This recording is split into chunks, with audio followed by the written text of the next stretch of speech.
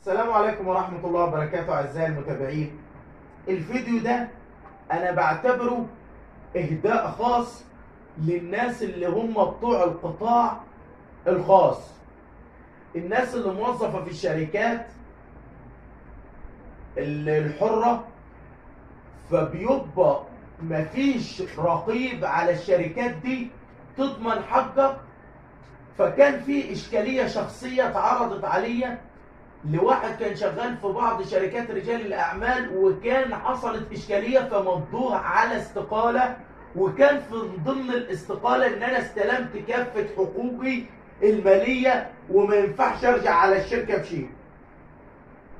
بعد انت ما مضيت مفيش أي حد ممكن أيا كانت درجته العلمية القانونية يعرف يفيدك بعد ما انت استلمت ووقعت، يعني استلمت الاستمارة بتاعتك اللي بتوقع عليها